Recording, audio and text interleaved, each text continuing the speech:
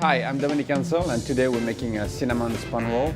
It is a very fun dessert that we're putting on the menu at Dominic Ansel Kitchen in West Village. We'll start this recipe with the making of the brioche dough.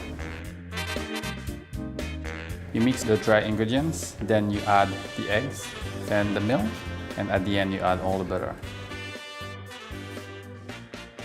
Once the dough is mixed, you let it rise at room temperature for about an hour to an hour and a half, and then we'll put it in the fridge overnight. So at the bakery, we take the cinnamon spun roll to a whole new level. We actually fold the dough into hundreds of layers to make it flaky.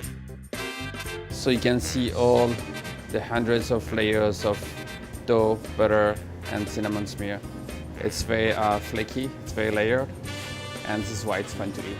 You can try to do this at home, but it's very challenging in a small kitchen. But at home, you want to keep it very simple by rolling out the dough and spreading the cinnamon smear.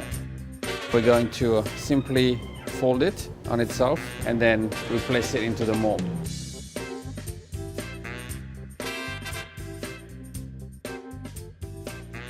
This has been baked for about 15 to 20 minutes at 375 degrees. Now we are going to unmold them.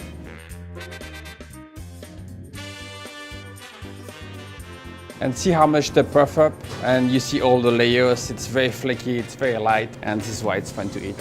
After unmolding them, we're going to dip them in a batter. And we're going to just dunk this cinnamon spun roll inside the batter right here. And then we're just going to place it back into the mold to bake them for another 5 to 10 minutes. So I'm going to pull it apart, and here you can see all the layers of dough. The inside is very moist, but it's just hundreds of layers of dough. Right after we bake it the second time, we're going to unmold them and just finish them with a glaze.